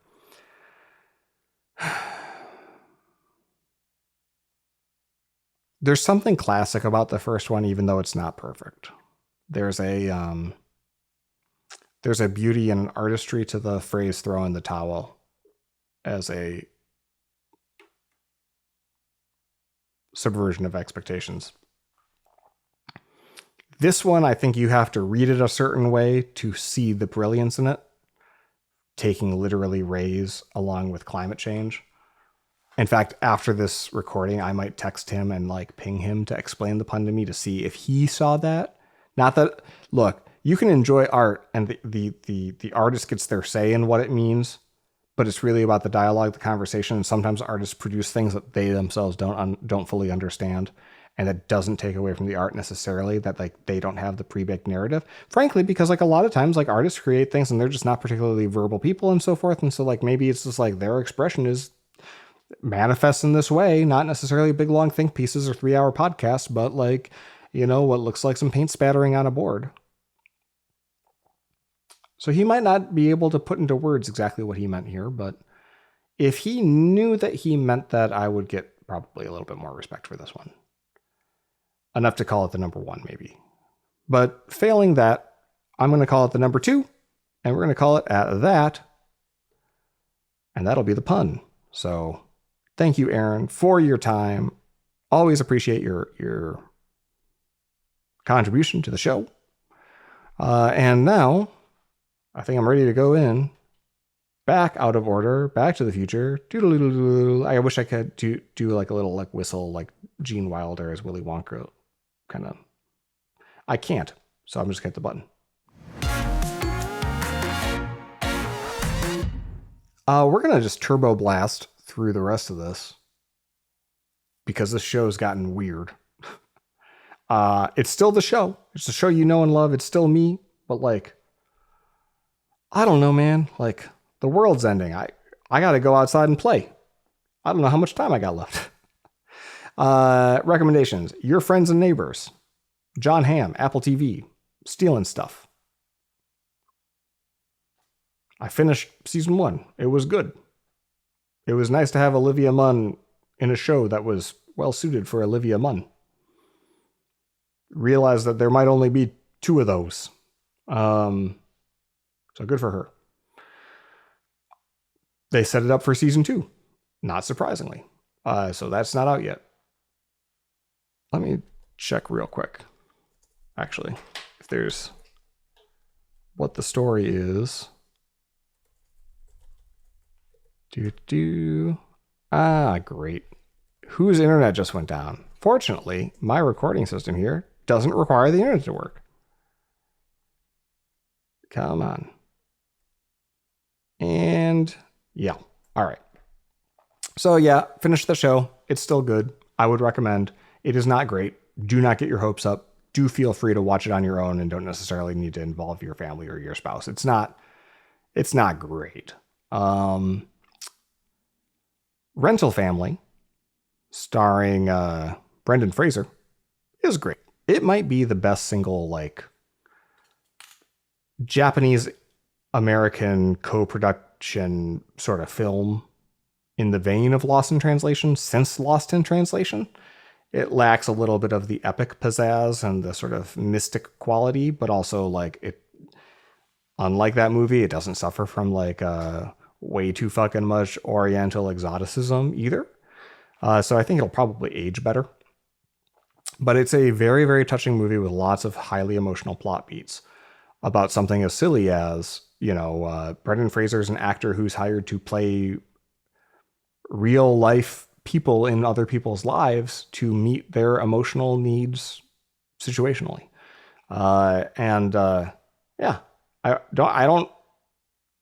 not going to say more because I shouldn't have to say more. If anything about Japan stuff interests you and you like feelsy movies that have good pacing, check out Rental Family. It's on Hulu. We watched via the Disney Plus app because that app is marginally better at playing videos. Separately, and I recommended this for several shows in a row last year when I watched *Halt and Catch Fire*. I am watching it again, this time with Becky. We were just about done with season 1, and she is, like me, saying, this show is really good. It's weird that no one watched this show. So it's AMC Plus. We're watching via Apple TV's channels because its video player is better than the AMC Plus app's video player. Go figure. So for $10 a month, you could binge watch this 4 seasons of content about, the early days computer industry, back when RAM was expensive, but getting cheaper. At least the RAM prices were going in the right direction. *Halt and Catch Fire* is a fantastic show. I would love to see more shows like it. It's too bad it ended, but all things must come to an end. Other show, Paradise. Talked about last year. Guess what? It's a new year, so there's a new season. Paradise Season 2 landed. Also, Hulu. Also watched via Disney Plus, preferably. Paradise, it's the story of, classic boy meets girl in a bunker underground because the world has ended story. It is, as far as, it's the best things of a post-apocalyptic dystopia show combined with a political thriller show. It's a healthy mashup. Yes, it was probably invented by a bunch of data scientists looking at what streaming things were really popular, even if they didn't necessarily traditionally dominate box office or TV ratings. But clearly it's something that people like. And so season 2 got top billing at the top page of the Hulu and Disney Plus app for, 15 minutes. Rental Family also did. Check it out. First 3 episodes are already out. The next one's coming out actually today, maybe? Today or tomorrow. Season 2 starts with a bang. Really expands the scope of the whole thing. This has all of the hallmarks of a show that's going to have a very good first 2 seasons and then not know what to do after that. But just enjoy the ride while we can. Some things should end and probably will fail to, unless they just straight up get canceled. Voyager, Star Trek Voyager, Into the Unknown. I have talked about this game significantly over the last several cycles, which is a Star Trek term for days. I didn't mean it that way, but it is what came out of my mouth. And I have been thinking in terms of cycles because as a starship management game, it is a lot of fucking just administration. It's like, what am I going to build at this part of the ship? And then, okay, well, I've got something. This is a real example from the 3rd chapter of 12 in the game. Just a side quest. I ran into a planet. I picked up a parasite. It's eating my duranium supplies. Duranium is one of 9 resources you have to manage in this fucking game. It's used for upgrades and building out your ship. And the parasite is in the duranium stores. And my options are nuke all of our duranium and start over, which in hindsight, I should have done. Or let it eat away at your supplies by 3 units of duranium on every cycle, which is kind of like every turn. And in order to make it stop doing that, you have to research a particular type of thing in the science laboratory. I don't know. You know how sci-fi is. They make up some proper noun of a bio-splitting la la la la. You got to research it for 14 turns.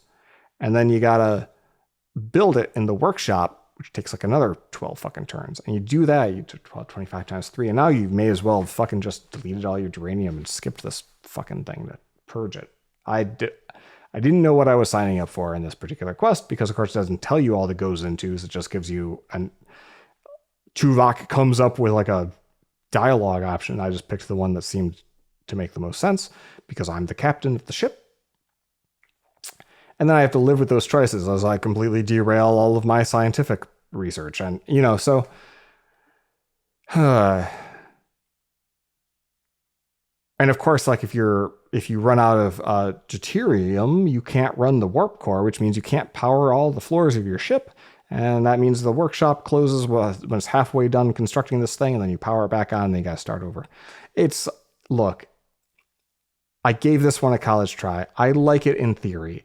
I struggle to imagine sticking it out, beating this game, and going through all 12 chapters of content. It's good.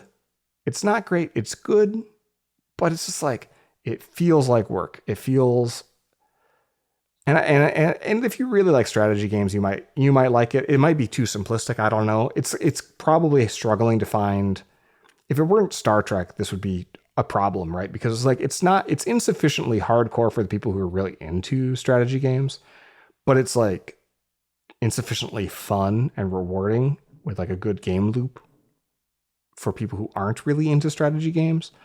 And so on its own merits, I'm going to just like let this one rot in my Steam library until and unless it comes out with like some really nice patches.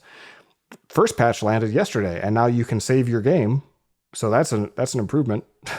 At launch, it was like all just kind of like survival mode, permadeath. Like it would just save when it saved at seemingly random, not necessarily after big decisions or anything or after every turn. It was just like, sometimes it would be saved and sometimes you would quit and you'd come back the next day and just, you'd be 20 minutes earlier or whatever. Yeah.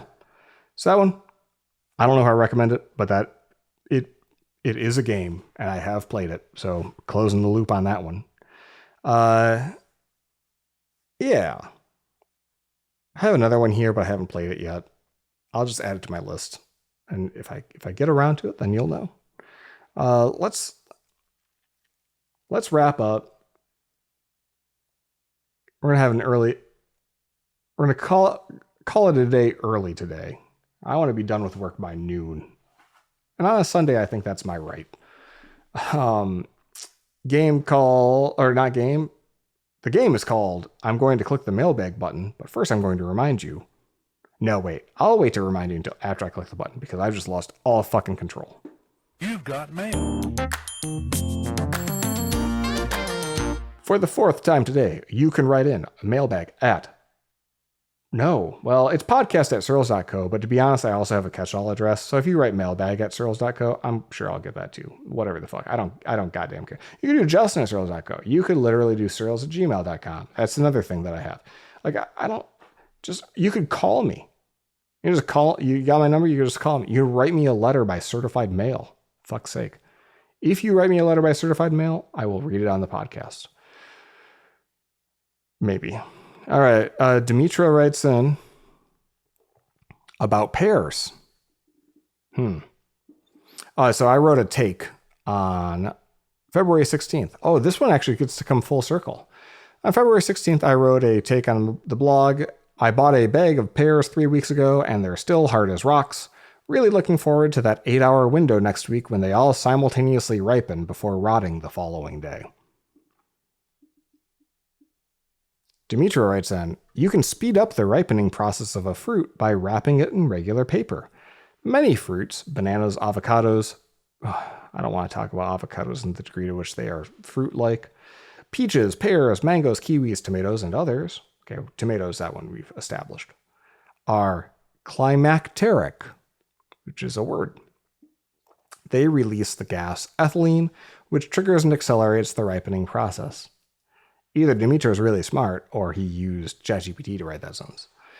I thanked him for the advice. I went downstairs and in the interest of science, I wrapped the basket of pears in paper. It still took 6 more days to ripen, at least. And then I enjoyed one really delicious pear, and then you'll never guess, within, I would say not 8 hours, but like a day and a half, they were all rotten. So he didn't say that it would like make them last longer. He just said that they would ripen faster. And I suppose you are correct, Demetrio. So thank you for the advice. Honestly, I don't care about how long it takes to ripen. I care about the fact that apparently what I got to do is wrap one in paper at a time and then space out which ones I wrap in paper on some sort of rolling basis. So individually, you buy a bag of pears, right? And then you wrap the first one in paper on the first day. And then the third day, it's the second one. And then the 5th day, the next one, and so on and so forth, so that you can ultimately end up with a waterfall cascade of ripening pears the moment that you want to eat the pear, assuming that you want one pear every 2 days. Fuck. That sounds like a lot of work. Or I could just buy apples, which are just like they just work out of the box usually. Okay, somebody wrote in. I heard your rant about the Swift developer experience on the podcast. Oh, and I should name him or them, but probably him. Brandon writes, I heard your rant about the Swift developer experience on the podcast this week. I built my first Swift app last year and ran into the same set of frustrations. One thing I found that helped is the CLI XC Beautify. So this is a thing that you can pipe your Xcode build output to, and instead of just getting a whole bunch of like neckbeard C compiler gobbledygook, full of like, LD flags and linker crap, you get instead something that looks like a kind of modern output that says human readable things about outcomes and what's actually happening. He says, you pipe Xcode build into it and it makes it sane for humans and LLMs. It instantly dropped my token usage by an order of magnitude. I thanked Brandon for the email. I forgot to mention that I'm already doing this. And additionally, almost all of my test runs are running just pure Swift test. So I have the new CLI, and that CLI is much, much, much more modern in the output. So I'm not wasting a lot of tokens on that. I am wasting a lot of tokens on all the other bullshit. Because the Xcode's new MCP tool appears to be extremely chatty under the hood. But yeah, that is a good pro tip for anyone listening who's interested in building apps with Claude. Andrew writes in talking about wood staining. Let's see. I am learning Italian. I'm fluent. Why did I say he was writing about wood staining? How did that happen? Did he write that?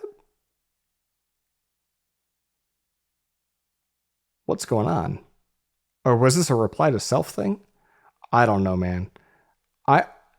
I sold you guys on him wood staining. And it looks like this. What the?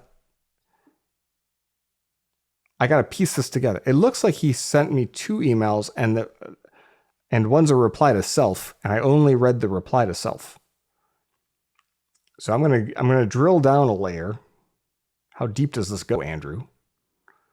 The first email. This makes more sense. He introduces himself as Andrew Mason, so I guess I can say that. Andrew Mason, no, not that one, says, that's what he says.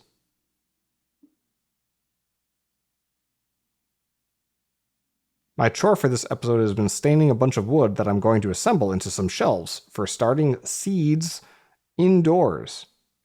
I'll send some pics when it's done. Starting seeds indoors.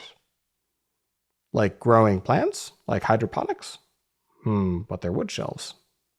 Are you just saying you're building shelves to pot plants? And he said, I was so happy to hear you get on board with the play video games while you work team. I actually would occasionally do this if I was stuck debugging some particularly gnarly problem and running out of ideas. And that was before AI. I would feel extremely guilty about it and never told anyone, but it absolutely worked. I remember one of my first projects, I was 23 and I was given the feedback at a client that I was taking too many walks, and the client did not believe that I was contributing enough to bill an 8-hour day, even though I was writing 3 times as much code as the next person on the project. So I hear you. Also, I have my best Claude sessions at night on the couch. I could not agree more, and I have to be careful here because this is how I accidentally end up working way too late. Also true. Yeah, you got to be careful. That's why I try to single thread it onto a single terminal, and like once I hit my goal, I kind of put it away.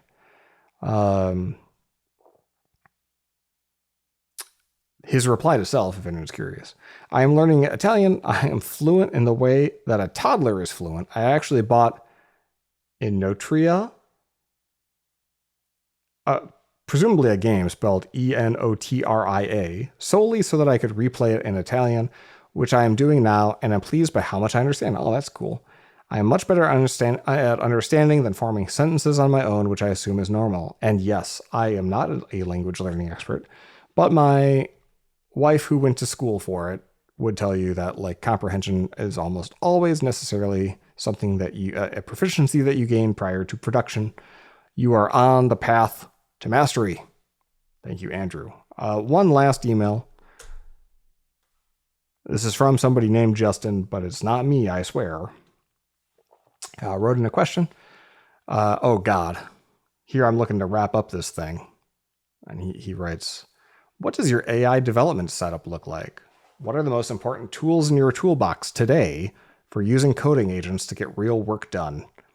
I have started using these tools on a daily basis, but I am leading the charge amongst my local peers, and wanted to compare and learn more about a setup from a more experienced perspective. I enjoyed the Brace for the Fucking article. Definitely worth planning for. Thank you very much, Justin. So you know that joke? It's like, you must have 10 years experience in this technology that just came out. It's like just having 6 months of agents experience apparently makes you everyone's senpai. Justin, what I would say is Claude Code is probably the best place to start, simply because more people are using it. It's out of the box experience, like I've talked about, is like dumber than codexes, but it's also, you don't have to like invent all of these wheels on your own just to kind of get it to work. So a richer ecosystem of plugins and other tools, but more importantly of like people who are trying to get the most out of it. And so you have more places and resources to lean on. So I would start with Claude Code. I would look up dual loop workflows like Joey at Test Double has written and done a screencast on a 2-loop agent workflow that I think is very helpful. Less about a tool, but more about like an approach. Other modalities of like how you can use these tools, right? Like the Ralph Wiggum style, which my Prove It flow has been compared to, but is actually a little bit different. Having something implement the same thing over and over again and so forth. Different ways to do it. In terms of tools, my setup though is I like to work serially. I don't believe in having swarms running a whole lot of parallel work at once across different Git work trees. Or separate branches, just because it becomes merge hell and I get confused and I lose the thread and my own ability to plan and orchestrate and keep just enough, not about the code itself, but like keep enough of an eye on like, am I even asking it to do the right thing? And am I asking in a way that when it produces a plan for me, does the plan actually stipulate like the things that I would want it to do from a requirements perspective? Because as soon as you stop reading those plans yourself, you've lost. Like it will eventually just make decisions in the planning stages that you don't agree with or that are in violation of some sort of objective that you have. And then you're going to find out, oh shit, I actually approved a plan like a long time ago that led to where I am today, which is a system that doesn't do what I want. So as a result, I typically will plan things out one at a time, which is how I build up to having 5 or 6 tabs, because I've got multiple plans kind of cooked and ready to go. And I build those plans while single thread working on the first thing I'm doing. So I'll get it started on one thing. And while it's working, I'll look at my backlog, which I keep in things, and pick the next thing off the list, and I'll start talking to Claude about it and have it do a research project so it's not editing the code while the first thing's writing the code. And I'll build out a plan and it'll ask for approval. And the way Claude works now is when it plans something, it'll request approval and then it'll clear the context and just look at the plan and start from that. So it's got a fresh set of eyes to start. So that's typically how I work in the basic sense. I use turbo commit, so my save state, like I talked about earlier, is always committing, and that's been working well. You can check that out on our GitHub and just brew install it. And then I'm still iterating. The thing I'm working on is Prove It, which is a set of harnesses to out of the box, the default configuration. We'll do things like code reviews and make sure you have a script for running tests quickly, as well as a slow test script that runs only when individual features are done. But of course, because it's just a script, like maybe the agent will run them ad hoc as well as necessary. Those are the big things. My goal is to end up in a place probably by the end of March where I've got a /setup page on the blog, and it's like an evergreen page of like, here's the things I'm doing. Maybe I can get that up sooner. I don't know. But that's all she wrote. It's weird, but it's before noon and I'm hungry, so I'm gonna go eat some fucking food. What are you gonna do? I'm gonna probably, because I get in my own head, I'm gonna think about my performance today and I'm gonna try to do better for you next time. I could always be funnier. I could maintain the thread. I lost the plot a couple times today. I'm just giving myself a quick review here, you know? Unlike Claude, I'm going to remember all my mistakes. I'm going to remember that I did the pun out of fucking order forever. I'm never going to forget. I'm going to be thinking about, remember version 52 of the podcast when Justin flubbed the word rad and he started to say real and then he paused awkwardly for a second? I was going to think about that. I never forget a fuck up. If it's my fuck up. I will forget your fuck ups though. Or will I?